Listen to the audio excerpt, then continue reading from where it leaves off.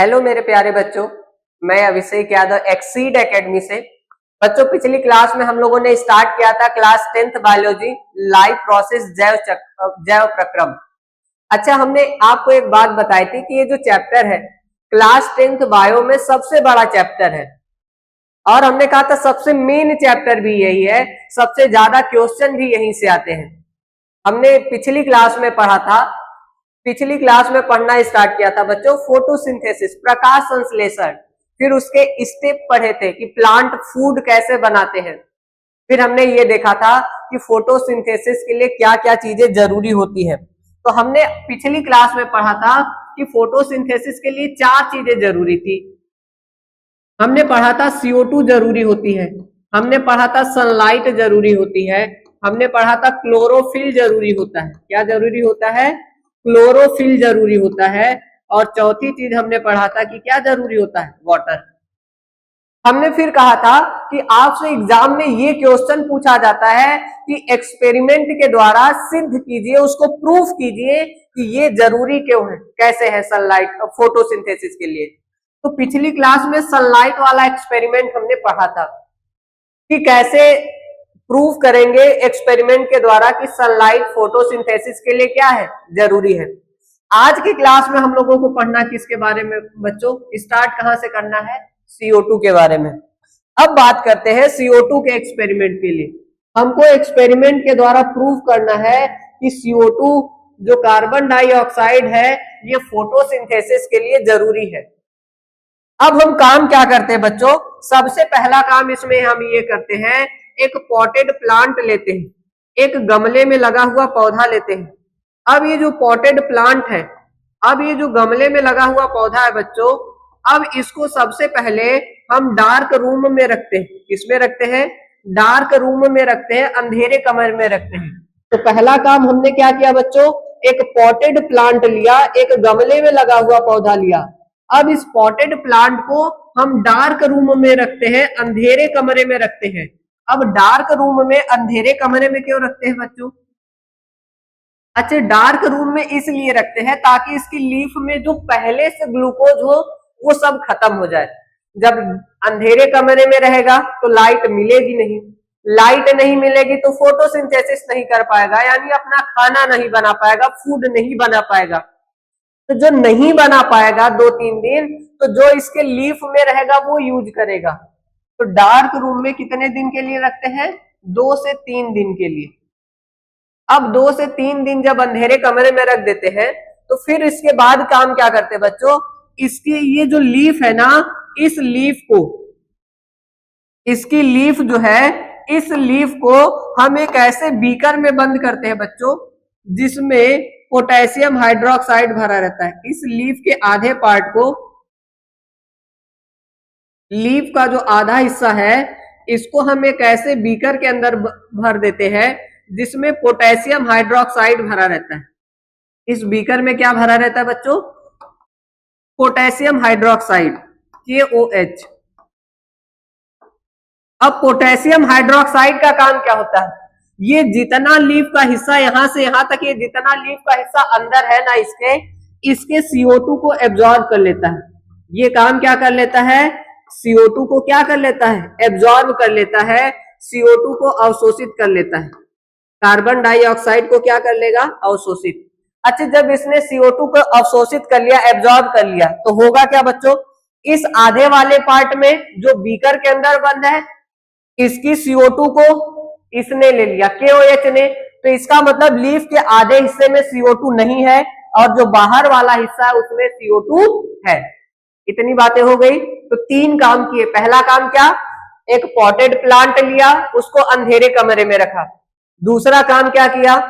अच्छा, फिर हम इसको कितने दिन के लिए रखे? 2 से 3 दिन। फिर दूसरा काम ये किया कि इसकी लीफ के आधे हिस्से को हमने एक ऐसे बीकर में बंद किया, एक ऐसे जार में बंद किया जिसमें क्या भरा था? KOH। KOH काम क्या करता है? जितनी लीफ इसके अंदर होती है उसके कार्बन डाइऑक्साइड को ये क्या कर लेता है? एब्जॉर्ब कर लेता है। जब एब्जॉर्ब कर लेगा तो जो लीफ अंदर है इसमें CO2 तो नहीं रहेगी, लेकिन जो लीफ बाहर है उसमें CO2 रहेगी।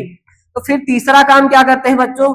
तीसरा काम हम ये करते हैं तीसरा काम ये करते हैं कि अब इस प्लांट को प्लेस करते हैं, अब इस प्लांट को कुछ टाइम के लिए धूप में रख देते हैं।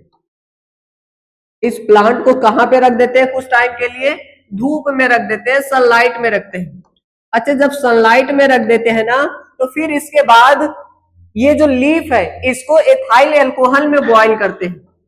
चौथा काम हम क्या करते हैं भाई, अब लीफ को तोड़ेंगे यहां से और इसको बॉयल करेंगे, उबालते हैं, बॉयल करते हैं। किसके अंदर बच्चों? तो एथाइल अल्कोहल के अंदर। अच्छा, एथाइल अल्कोहल आपने पीछे भी इसका जिक्र पढ़ा था भाई, पिछले वाले एक्सपेरिमेंट में जब सनलाइट वाला पढ़ा था। तो जब एथाइल अल्कोहल में बॉयल करेंगे तो जो लीफ होगी जो बच्चों, ये कलरलेस हो जाती है। लीफ कैसी हो जाती है? कलरलेस हो जाती है, रंगहीन हो जाती है। कैसे हो जाएगी? कलरलेस, रंगहीन। अब जैसे पहले ये जो लीफ ग्रीन थी, अब जब हमने एथाइल अल्कोहल में बॉयल किया तो ये लीफ बिल्कुल कलरलेस हो गई, व्हाइट हो गई इस तरह से। कोई दिक्कत यहां तक? नहीं ना? तो चार काम किए। अब लीफ को जब बॉयल किया एथाइल अल्कोहल में तो लीफ कैसी हो गई? कलरलेस। अब हमको पांचवा काम क्या करना है बच्चों? आयोडीन सॉल्यूशन डालना है। क्या डालना है? Iodine solution. अब जब आयोडीन सॉल्यूशन होता है, आयोडीन का जो घोल होता है, अब हम इसमें जब डालते हैं बच्चों, आयोडीन का जो सॉल्यूशन होता है, जब हम इसके लीफ के ऊपर डालते हैं, इस लीफ के ऊपर जब आयोडीन सॉल्यूशन डालते हैं ना पूरी लीफ पर, तो हम देखते ये है, आयोडीन सॉल्यूशन डालने के बाद ये देखते हैं ये जो लीफ है, ये जो लीफ है, इसका इधर वाला भाग जो था, यानी जो बीकर के बाहर था, ये जो पार्ट इसका जो बीकर के बाहर है, ये वाला जो पार्ट है ये ब्लू कलर का हो जाता है। ये वाला पार्ट कैसा बन जाता है बच्चों? ब्लू कलर का हो जाता है। अब ब्लू कलर का क्यों हो जाता है? क्योंकि यहाँ पे CO2 थी, CO2 थी, तो आप जानते हो फोटोसिंथेसिस होगी, और फोटोसिंथेसिस होगी तो क्या बनेगा? ग्लूकोज। और पिछली क्लास में हमने आपको बताया था कि जो आयोडीन होता है, जो बच्चों क्या होता है? आयोडीन होता है, ये जब भी ग्लूकोज या स्टार्च के साथ क्रिया करता है तो ये कैसा कलर देता है? ब्लू कलर देता है, नीला रंग देता है। आई बात समझ में? तो जो स्टार्च या जो आयोडीन है ग्लूकोज या स्टार्च के साथ जब रिएक्शन करता है, क्रिया करता है बच्चों, तो ये कैसा कलर देता है? ब्लू कलर देता है। आई बात समझ में? अब इसमें देखो, तो ये जो पार्ट बाहर था इसमें CO2 थी, CO2 थी तो इसमें फोटोसिंथेसिस हुआ, प्रकाश संश्लेषण हुआ, इस वजह से ये कैसा कलर हो गया इसमें? इसका ब्लू। इसमें CO2 नहीं थी, और जब CO2 नहीं थी बच्चों, तो इस वजह से ये वाला जो पार्ट है, ये वाला पार्ट है, ये कैसा रह गया? कलरलेस ही रह गया, क्योंकि इसमें फोटोसिंथेसिस नहीं हो पाई। आई बात समझ में? तो ये एक एक्सपेरिमेंट था। तो क्या क्या करना है बच्चों? 4-5 बातें करनी है। पहला काम, पॉटेड प्लांट लेना है, उसको डार्क रूम में 2 से 3 दिन रखना है। दूसरा काम क्या करना है? लीफ के आधे पार्ट को बीकर में बंद कर देना है जिसमें KOH भरा हो। KOH क्या करेगा? इसके CO2 को क्या कर लेगा? एब्जॉर्ब कर लेगा। तो जो पार्ट अंदर है उसमें CO2 खत्म, जो पार्ट बाहर है उसमें CO2 है। अब होगा क्या? इस पूरे प्लांट को सनलाइट में रखते हैं कुछ टाइम के लिए, फिर लीफ को बॉयल करेंगे किसमें? एथाइल अल्कोहल में। तो लीफ कैसी हो जाएगी? कलरलेस हो जाएगी।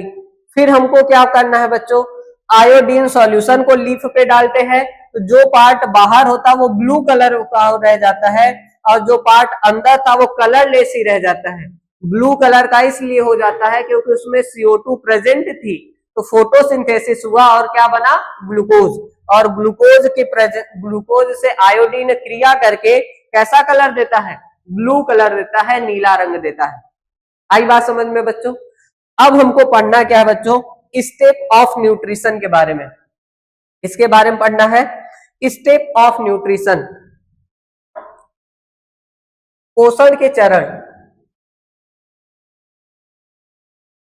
स्टेप ऑफ न्यूट्रिशन, पोषण के चरण, पोषण के चरण।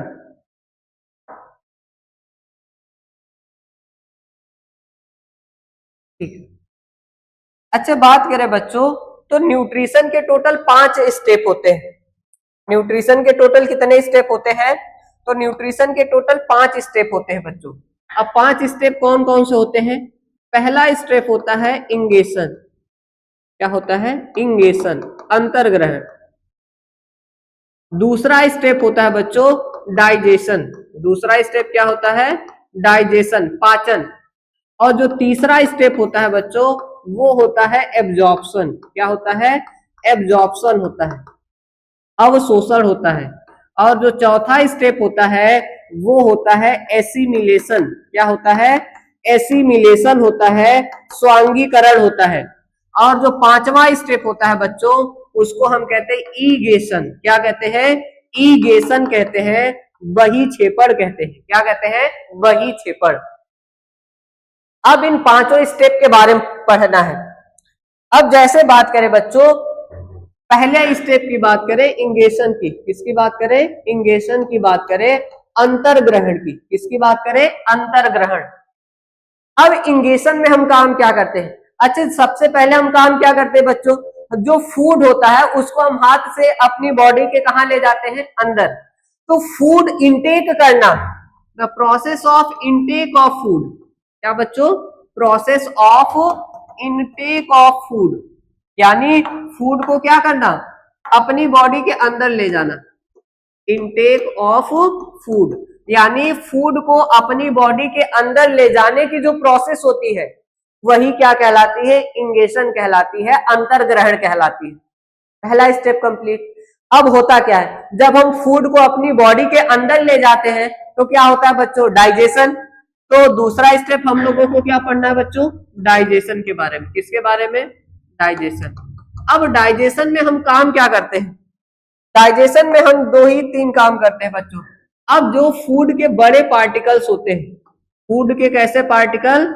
जो लार्ज पार्टिकल्स होते हैं, जो लार्ज और कॉम्प्लेक्स पार्टिकल्स होते हैं, जो लार्ज और कैसे पार्टिकल होते हैं?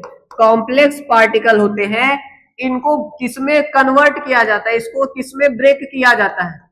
इनका किसमें ब्रेक डाउन किया जाता है बच्चों? इनको तोड़ा किसमें जाता है? तो स्मॉल और सिंपल पार्टिकल में। तो इनको किसमें तोड़ा जाता है? स्मॉल और क्या? सिंपल पार्टिकल में तोड़ा जाता है। आई बात समझ में? तो ये स्मॉल और किसमें? Simple particle. सिंपल पार्टिकल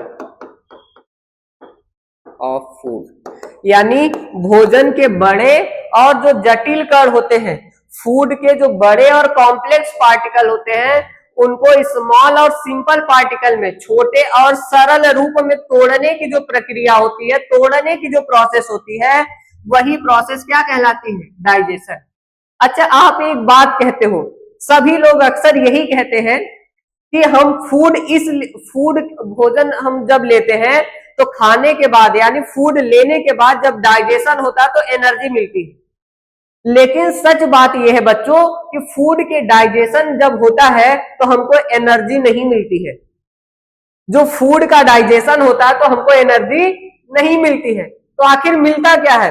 अब देखो, फूड का ये बड़े पार्टिकल्स, कॉम्प्लेक्स पार्टिकल थे, इनको आपने किसने तोड़ा? बॉडी ने किसने तोड़ा? इसको स्मॉल और सिंपल पार्टिकल में, छोटे और सरल कण में तोड़ा। और ये जो छोटे और सरल कण हैं, जो स्मॉल और सिंपल पार्टिकल है, इनको हम कहते हैं न्यूट्रिएंट। क्या कहते हैं बच्चों? न्यूट्रिएंट कहते हैं, पोषक तत्व कहते हैं। तो अब देखो, इसमें हमने कहीं नहीं लिखा कि एनर्जी मिली, तो यानी फूड के डाइजेशन के बाद हमको एनर्जी नहीं मिलती। अब सुनना, अगर हम बात करें बच्चों, हम जो फूड लेते हैं, हमारा पूरा का पूरा फूड कहाँ आता है? इसी रीजन में आता है, यही तो डाइजेशन भी कहाँ हुआ? इसी रीजन में।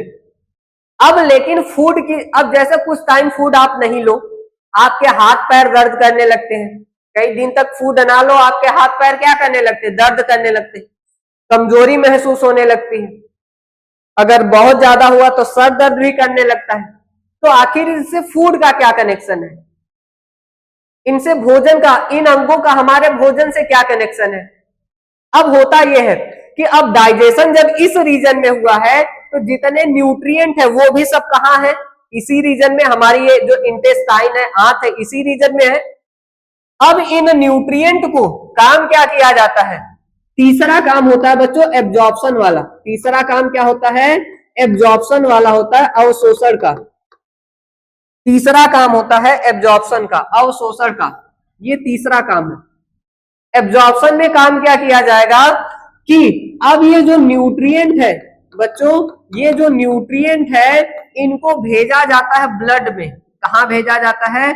ब्लड में। और ब्लड में भेजने की प्रोसेस ही क्या कहलाती है? एब्जॉर्प्शन। जो जितने न्यूट्रिएंट इस रीजन में थे फूड के डाइजेशन के बाद, इस पूरे न्यूट्रिएंट को कहां भेजा गया? ब्लड में भेजा गया। और ब्लड में भेजने की जो प्रक्रिया होती है, जो प्रोसेस होती है, यही क्या कहलाती है? एब्जॉर्प्शन। तो तीन काम किए। पहला काम बोलो। पहला काम हमने ये किया, फूड जो था उसको अंदर ले गए। फूड को अंदर ले जाना, बॉडी के अंदर ले जाना कहलाया इंजेक्शन। दूसरा काम क्या किया बच्चों? डाइजेशन। डाइजेशन में क्या करते हैं? फूड के जो बड़े और कॉम्प्लेक्स पार्टिकल थे उनको छोटे और सिंपल पार्टिकल में तोड़ा, स्मॉल और सिंपल पार्टिकल में तोड़ा, इसी को डाइजेशन कहा। और उन स्मॉल और सिंपल पार्टिकल को हमने क्या कहा? न्यूट्रिएंट। क्या कहा? न्यूट्रिएंट कहा, पोषक तत्व कहा। तीसरा काम क्या? अब इस न्यूट्रिएंट को भेजा गया कहां पर? ब्लड में। और ब्लड में भेजने की प्रोसेस ही क्या कहलाती है? एब्जॉर्प्शन कहलाती है, अवशोषण कहलाती है। टोटल कितने स्टेप हो गए? 3। बचे कितने? 2। हमने कहा था 5 स्टेप पढ़ने हैं, 3 हो गए। अब कितने बचे बच्चों? 2 स्टेप बचे हैं। अच्छा, चौथा स्टेप क्या है बच्चों? तो जो चौथा स्टेप है उसको हम कहते हैं एसिमिलेशन। क्या कहते हैं? एसिमिलेशन कहते हैं। एसिमिलेशन। एसिमिलेशन में काम क्या होता है बच्चों? तो अगर एसिमिलेशन की बात करें बच्चों, तो अब होता यह है कि जो ब्लड होता है, जो ब्लड होता है ये ट्रांसपोर्ट करता है। ये क्या करता है बच्चों? ट्रांसपोर्ट करता है। किसका ट्रांसपोर्ट करता है? न्यूट्रिएंट का। किसका? न्यूट्रिएंट का। जो न्यूट्रिएंट ब्लड में गया था, अब इसको काम क्या करेगा? हमारी बॉडी की सभी सेल और सभी टिश्यू तक पहुंचा देगा। हमारे शरीर के जितने भी ऊतक हैं, जितनी भी कोशिकाएं हैं, सभी सेल और सभी टिश्यू तक पहुंचा देगा। चाहे वो हमारे ब्रेन की सेल हो, चाहे हाथ की हो, चाहे पैर की हो, चाहे हमारे किडनी की हो, चाहे लीवर की हो, कहीं की भी सेल हो बच्चों, सभी सेल तक न्यूट्रिएंट जाना चाहिए। जिस सेल को न्यूट्रिएंट नहीं मिलेगा वो सेल धीरे धीरे डिस्ट्रॉय होने लगेगी, खत्म होने लगेगी। आई बात समझ में? तो सभी सेल तक क्या जाना चाहिए? न्यूट्रिएंट जाना चाहिए। और न्यूट्रिएंट ले कौन जाता है? ब्लड। हमारे शरीर में जितनी भी सेल हो, चाहे वो पैर की हो, चाहे ब्रेन की हो, चाहे हाथ हो, पैर की हो, कहीं की भी सेल हो, सभी सेल तक ब्लड इस न्यूट्रिएंट को क्या कर देता है? पहुंचा देता है। आई बात समझ में बच्चों? अब सुनना। अब जैसे ये ब्लड था, यहां से क्या पास कर रहा था? जैसे ये ब्लड पास कर रहा है, यही ना? ये हमारी ब्लड वेसल्स है।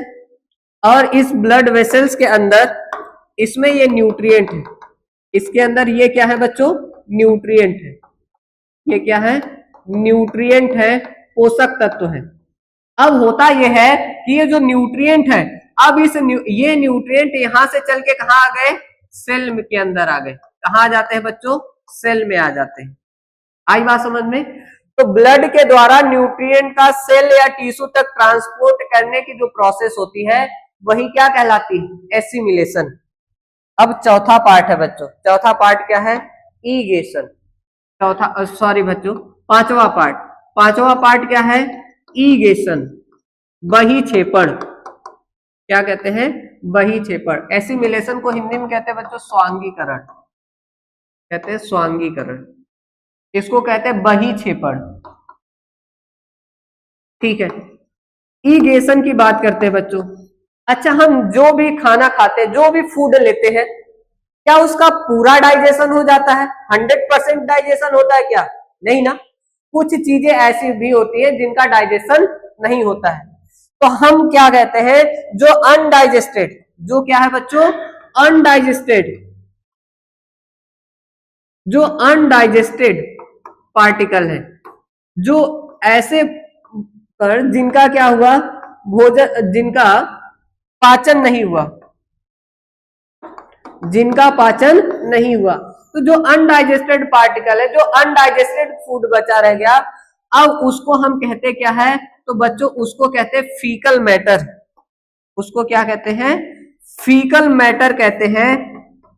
अब इस फीकल मैटर को बॉडी से बाहर रिमूव करना, बॉडी से बाहर रिमूव करना, बॉडी से अपने बाहर निकालना, यही प्रोसेस क्या कहलाती है, इगेशन कहलाती, बहिक्षेपण कहलाती है। क्या कहलाती है, इगेशन, बहिक्षेपण। आई बात समझ में। तो ये टोटल 5 स्टेप थे। पहला स्टेप था फूड को हम अंदर ले गए बॉडी के, पहला स्टेप क्या था, फूड को अपनी बॉडी के अंदर लाए, इगेशन। दूसरा डाइजेशन, डाइजेशन में फूड को, बड़े पार्टिकल्स को छोटे पार्टिकल्स में तोड़ दिया, छोटे पार्टिकल्स को न्यूट्रिएंट कहा। तीसरा एब्जॉर्प्शन, इन न्यूट्रिएंट को भेजा गया कहां बच्चों, ब्लड में भेजा गया, ये क्या कहलाया, एब्जॉर्प्शन। चौथा पार्ट, हमने फिर ब्लड ने काम क्या किया, इस पूरे न्यूट्रिएंट को ट्रांसपोर्ट कर दिया हमारी बॉडी की सभी सेल और सभी टिश्यू तक, जिसको हमने क्या नाम दे दिया, एसिमिलेशन कहा। फिर हमने कहा बच्चों कि जो अनडाइजेस्टेड, जिसका पाचन नहीं हो पाता है, वो क्या कहलाता है, फीकल मैटर कहलाता है। क्या कहलाता है, फीकल मैटर। और फीकल मैटर को बॉडी से बाहर डिस्चार्ज करना ही क्या कहलाता है, ईगेशन कहलाता है। क्या कहलाता है, ईगेशन, बहिक्षेपण। हिंदी में इसी को मल कहते हैं। क्या कहते हैं, फीकल मैटर को हिंदी में क्या कहते हैं, मल। यानी जो मल होता है, जो फीकल मैटर होता है, इसी को बॉडी से बाहर डिस्चार्ज करना क्या कहलाता है, ईगेशन, बहिक्षेपण कहलाता है। तो 5 स्टेप कंप्लीट। ठीक है बच्चों, तो ये बातें तो हमने पढ़ ली। अच्छा, इसमें हमने न्यूट्रिएंट सेल के अंदर आ गया, लेकिन कहीं पे एनर्जी नहीं बनी अभी तक। हमने फूड लिया किस लिए था, ताकि हमारी बॉडी को क्या मिले, एनर्जी, लेकिन अभी तक इसमें एनर्जी नहीं मिली।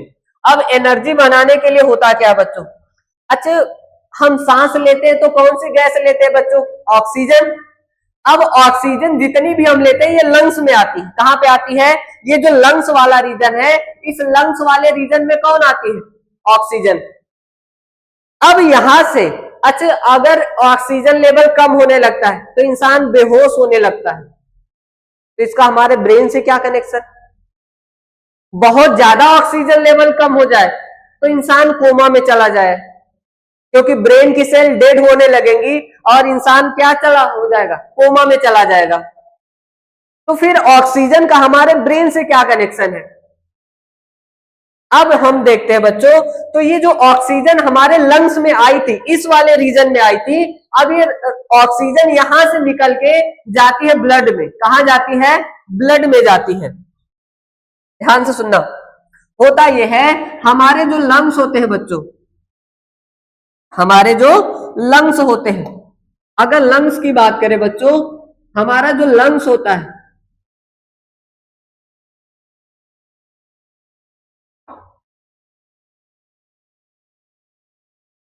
हमारे जो लंग्स होते हैं, अगर उन लंग्स की बात करें बच्चों, जैसे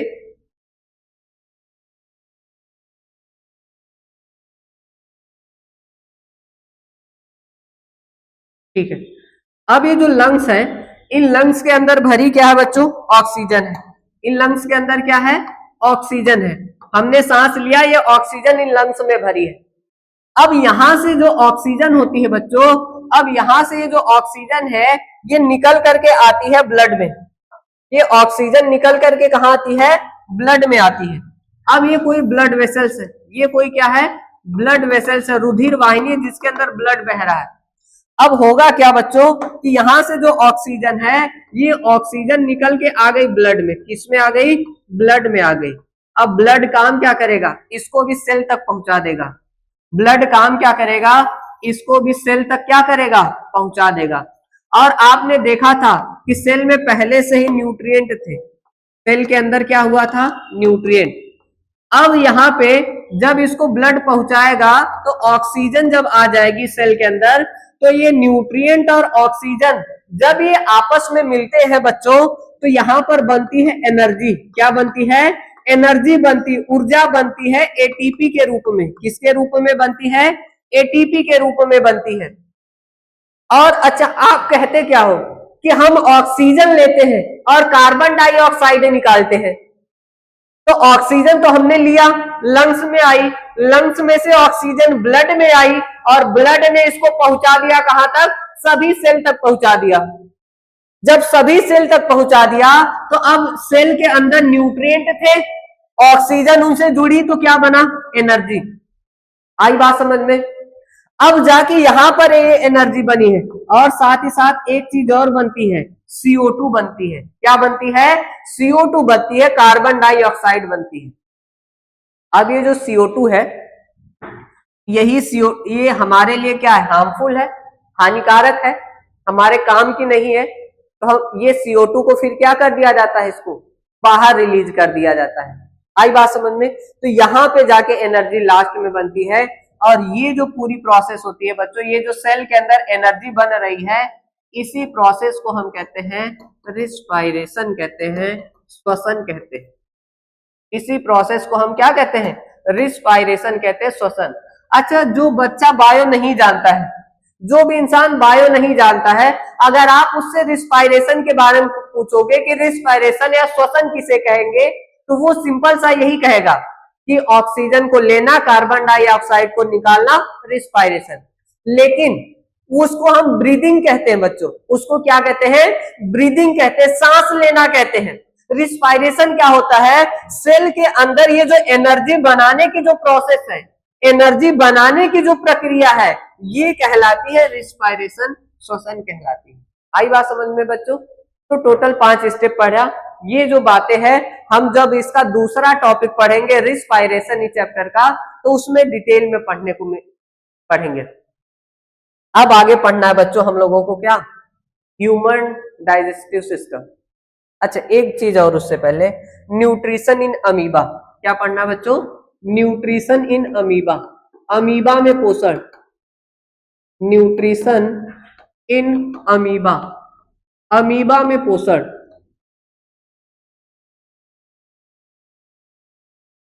न्यूट्रिशन इन अमीबा, अमीबा में पोषण। ठीक, अब ध्यान से सुनिएगा। अच्छा, बात करें अमीबा की। ये एक अमीबा है, यही ना? इस अमीबा को, ये जो अमीबा है बच्चों, ये यूनिसेलुलर होता है। कैसा होता है? यूनिसेलुलर, एक कोशिकीय होता है। कैसा होता है? एक कोशिकीय। और साथ ही साथ इरेगुलर शेप का होता है। कैसा होता है? इरेगुलर शेप, अनिश्चित आकार का होता है, यानी इसका कोई निश्चित आकार नहीं होता है। ठीक। अच्छा बच्चों, ये एक सेल का है। हम लोग मल्टी सेलुलर है, बहुकोशिकीय है। हमारे पास हाथ है, हम हाथ से अपना भोजन लेते हैं, उसको बॉडी के अंदर ले जाते हैं। ये एक सेल का है बेचारा। इसमें कोई ऑर्गन है क्या फूड पकड़ने के लिए? नहीं ना, केवल एक छोटी सी सेल है। अब जैसे मान लो कि ये इसका फूड पार्टिकल है, ये इसका क्या है? मान लो फूड पार्टिकल, ये इसका फूड है। अब इस फूड को, इसको अपनी बॉडी के अंदर लेना है, इसको अपने अंदर ले जाना है। तो ये अंदर कैसे लेता है बच्चों? तो अगर देखा जाए तो ये पहला काम ये करता है बच्चों, ये पहला काम ये करता है,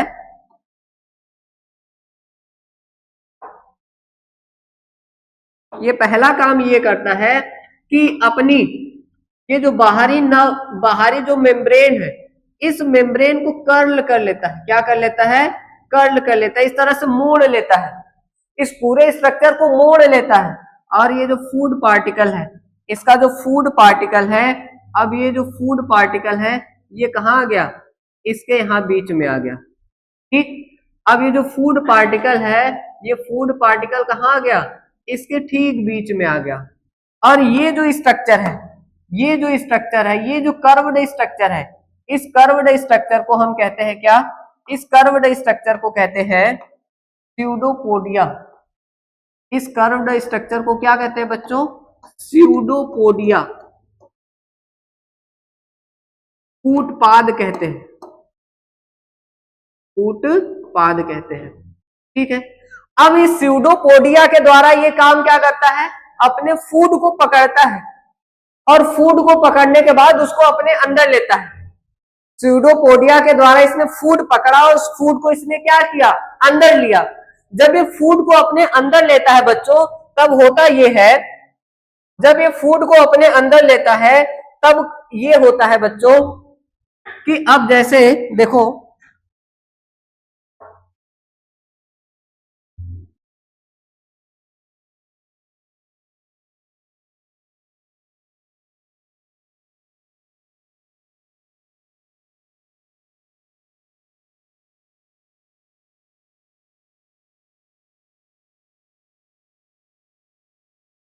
अब ये जो फूड है ये इसके अंदर आ गया, यही ना। जब फूड इसके अंदर आ जाता है तो होता ये है, देखो ये जिस स्ट्रक्चर के अंदर, ये जिस स्ट्रक्चर के अंदर, जैसे हम अपना फूड कहाँ रखते हैं, हम फूड लेते हैं तो हमारा फूड कहाँ जाता है, हमारे स्टमक में, हमारे पेट में, आमाशय में जाता है, यही ना। वहां पे कुछ टाइम रहता है, फिर उसका डाइजेशन होता है। अब ये अपने फूड को कहाँ रखता है, तो ये अपने फूड को रखता है बच्चों फूड वैक्यूल में रखता है। किसमें रखता है, फूड वैक्यूल में रखता है। खाद्य रिक्तिका किसमें रखता है, खाद्य रिक्तिका, या इसी को कहते हैं खाद्य रसधानी। क्या कहते हैं, खाद्य रिक्तिका कहते हैं या खाद्य रसधानी कहते हैं। इसमें ये फूड को रखता है। पहले फूड पकड़ने के लिए इसने अपने मेम्ब्रेन को इस तरह से मोड़ा और इस कर्व्ड स्ट्रक्चर को हमने क्या नाम दिया बच्चों, स्यूडोपोडिया। स्यूडोपोडिया के द्वारा इसने फूड पकड़ा और फूड को अपने अंदर लिया और रखा कहां पर, फूड वैक्यूल में, खाद्य रिक्तिका में रखा। जब ये खाद्य रिक्तिका में रखता है तो यहीं पर, इसी खाद्य रिक्तिका में ही इसका डाइजेशन होगा। इस फूड का क्या होगा, डाइजेशन होगा और साथ ही साथ एब्जॉर्प्शन भी होगा। डाइजेशन भी होगा और क्या होगा, एब्जॉर्प्शन होगा, यानी पाचन भी होगा और क्या होगा, अवशोषण भी होगा। जब डाइजेशन और एब्जॉर्प्शन हो जाएगा, जब डाइजेशन और एब्जॉर्प्शन हो जाएगा तब होगा क्या बच्चों, अब ये क्या है, अमीबा। अब इसकी ये क्या है, फूड वैक्यूल। अब डाइजेशन और एब्जॉर्प्शन होने के बाद बचता क्या है बच्चों, अब इसके अंदर, अब पूरी चीज का तो डाइजेशन होता नहीं है, किसी भी चीज का पूरी तरह से डाइजेशन नहीं होता। कुछ चीजें ऐसी बच जाती हैं जिनका डाइजेशन नहीं हो पाता। अब इसके अंदर बचा फीकल मैटर जो अनडाइजेस्टेड है, जिसका पाचन नहीं हुआ। अब इसके अंदर वो चीजें बची है जिनका डाइजेशन नहीं हुआ है। अब इनको बाहर निकालने के लिए जो ये वैक्यूल है, ये धीरे धीरे चल करके किधर की तरफ आना शुरू करती है, मेम्ब्रेन की तरफ। किधर की तरफ चल के आना शुरू करती है, मेम्ब्रेन की तरफ बच्चों। जब ये मेम्ब्रेन की तरफ आती है तो होता यह है बच्चों, जब ये मेम्ब्रेन की तरफ आती है तो होता यह है कि ये आकर के इससे टच हो जाती है। ये देखो, पहले ये यहां अंदर थी, अब ये आकर के इससे क्या हो गई है, टच हो गई है। ठीक, देखो पहले वाले में देखो, पहले देखो यहां पर ये मेम्ब्रेन से दूर बीच में है। अब ये धीरे धीरे चल के किधर आती है, मेम्ब्रेन की तरफ। अब देखो आके ये मेम्ब्रेन से क्या हो जाती है, टच हो जाती है। जब मेम्ब्रेन से टच हो जाती है तो फिर होता ये है बच्चों, ये बाहर की तरफ ही, फिर ये बाहर की तरफ ही क्या हो जाती है, ये फट जाती है, ओपन हो जाती है। ये बाहर की तरफ ही क्या हो जाती है, ओपन हो जाती है, फट जाती है।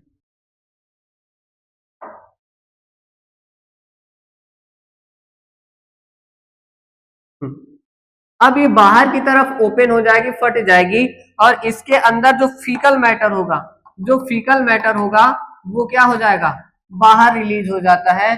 और बाहर रिलीज करना फीकल मैटर को, मल को बॉडी से बाहर डिस्चार्ज करना हम क्या कहते हैं, ईगेशन कहते हैं, बहिक्षेपण कहते हैं। आई बात समझ में बच्चों। तो सबसे पहले अमीबा ने काम क्या किया, देखो सबसे पहले अमीबा ने काम क्या किया कि अपने फूड को पकड़ने के लिए मेम्ब्रेन को कर्व किया, स्यूडोपोडिया। फिर फूड को पकड़ के बॉडी के अंदर लिया, कहां रखा उसको, फूड वैक्यूल में। फूड वैक्यूल में कितने काम होंगे, दो काम होंगे। एक तो फूड का डाइजेशन होगा और एक फूड का क्या होगा, एब्जॉर्प्शन।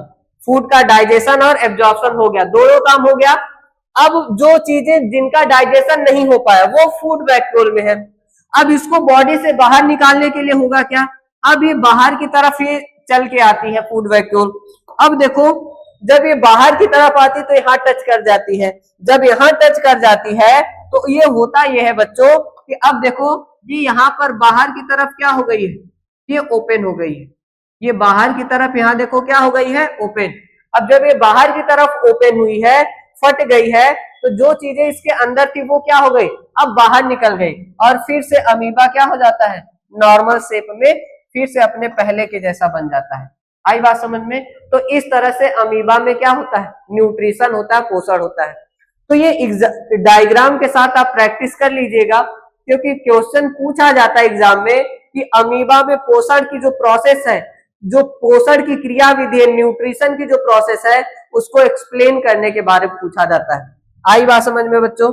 अब हम लोगों को पढ़ना क्या है, ह्यूमन डाइजेस्टिव सिस्टम। क्या पढ़ना है बच्चों, ह्यूमन डाइजेस्टिव सिस्टम। और ये मेन इंपॉर्टेंट टॉपिक है बच्चों, ह्यूमन डाइजेस्टिव सिस्टम जो है ये मेन इंपॉर्टेंट टॉपिक है। ये हम लोग पढ़ेंगे अगली क्लास में, ये हम लोग पढ़ेंगे कब, अगली क्लास में पढ़ेंगे मानव पाचन तंत्र, मनुष्य में पाचन तंत्र। अब जो ह्यूमन डाइजेस्टिव सिस्टम है, मनुष्य का जो पाचन तंत्र है, ये लॉन्ग आंसर टाइप क्वेश्चन में पूछा जाता है। हमको उसमें पढ़ना क्या रहेगा, हम फूड लेते हैं तो ये हमारी जो फूड पाइप है, हमारा जो स्टमक है, हमारी इंटेस्टाइन, हमारा लीवर, ये सब मिलके काम कैसे करते हैं, सब कुछ इसी के बारे में पढ़ना रहेगा। तो जो कल की क्लास है वो बहुत ही मेन इंपॉर्टेंट होने वाली है बच्चों। और जो भी आपको आज की क्लास में जो भी चीजें नहीं समझ में आई है, जो भी डाउट है आपको, आप कमेंट सेक्शन में लिखिएगा, हम उसको सॉल्व करेंगे, उसको अगली क्लास में सॉल्व करने का कोशिश करेंगे बच्चों। ठीक है, तो आप सभी का थैंक यू बच्चों, धन्यवाद।